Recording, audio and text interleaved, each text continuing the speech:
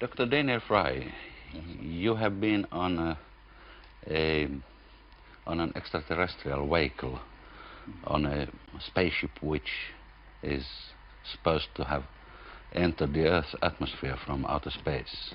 How was it? What did actually happen? And when?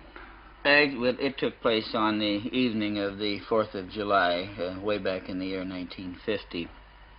It occurred at the White Sands Proving Grounds near Las Cruces, New Mexico, where I was employed at that time to set up instrumentations for testing of some large rocket motors.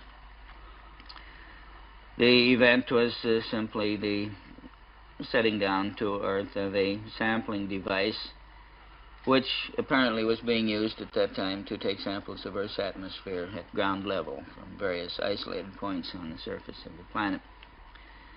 This apparently was controlled by from at least a much larger craft, which at that time was some 900 miles in the air and in the shadowed side of the planet where it wouldn't be visible.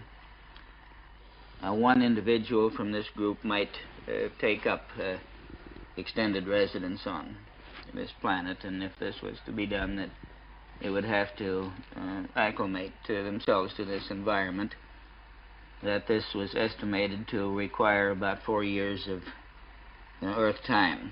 It was a little optimistic. It actually required almost exactly 5 years.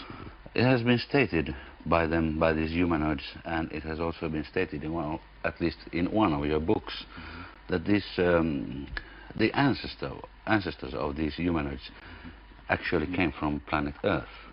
Where did they move from here? It has been stated in your book that they came from a planet having 50% of the Earth's gravity. There is no such planet in the solar system. The statement was approximately 50% of the Earth's gravity, and this wouldn't be very far from the gravity of Mars, for example, which is approaching that, or a little less. But the gravity which was described here was the artificial gravity created in the ship itself. This individual had never set foot on a planet in his life until he set foot on the Earth. It was the first planet on which he had ever set foot. He and his ancestors before him, for some generations, had been born aboard this large ship. It is not a vehicle, it is a home.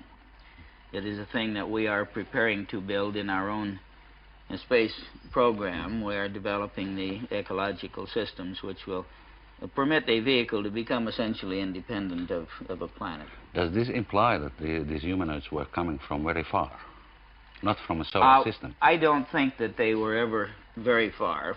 These humanoids claim that their very far ancestors living on planet Earth had developed a very high civilization, with high technology. Well, there have been actually no tradition found in human, on the earthbound folklore of this pre-ancient civilization, or is there? Well, I think that there is.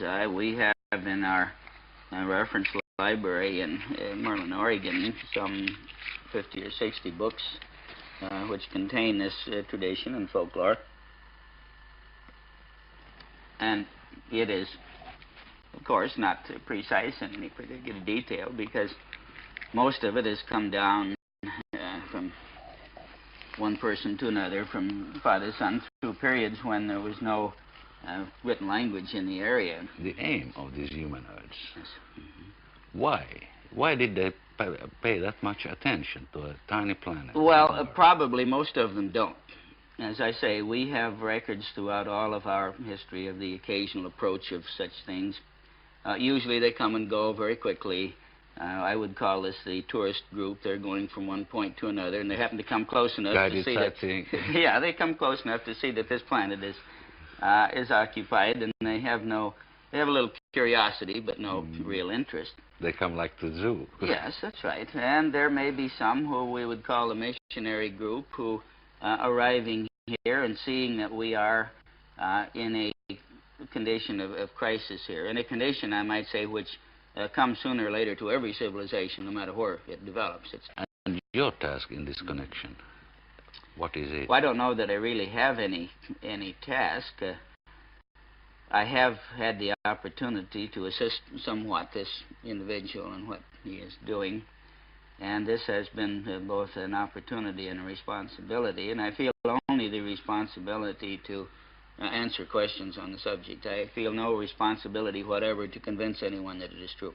This is the umpteenth time you are on television. How many times have you been on TV on this point?